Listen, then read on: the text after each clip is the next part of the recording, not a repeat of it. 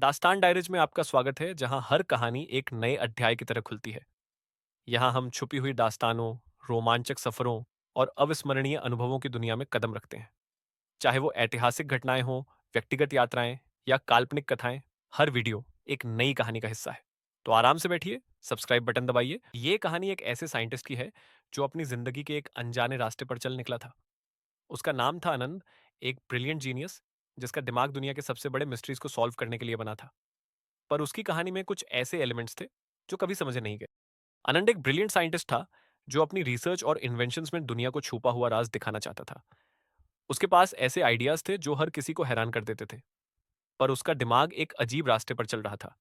एक रास्ता जो उसे उसकी अपनी जिंदगी से दूर ले जा रहा था। एक रात आनंद अपने लैब में काम कर रहा था, लेकिन उस रात कुछ और ही था। जैसे ही उसने अपने एक्सपेरिमेंट्स को कंप्लीट किया, एक स्ट्रेंज आवाज उसके कान में पड़ी। घंटी की आवाज, एक हैवी थॉट जो उसे समझ नहीं आई।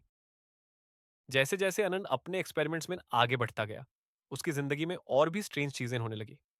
घंटी की आवाज अब उसके घर तक पहुंच गई थी।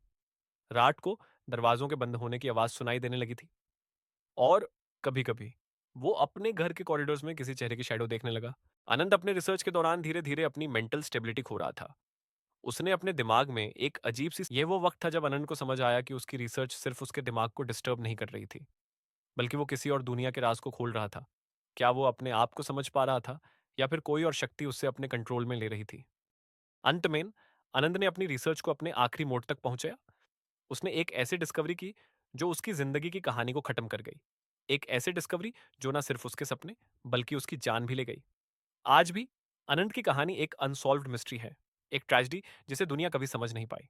यह थी आनंद की कहानी, एक जीनियस की जो अपने दिमाग के कहानियों में खो गया और उसकी लाइफ एक ट्रैजिक मिस्ट्री बन गई।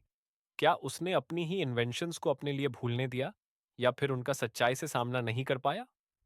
आज भी अनंत का नाम एक लेजेंड की तरह जिंदा है, लेकिन उसकी कहानी अब भी किसी रिडल की तरह छुपी हुई है। इस कहानी को सुनकर आपको कैसा लगा?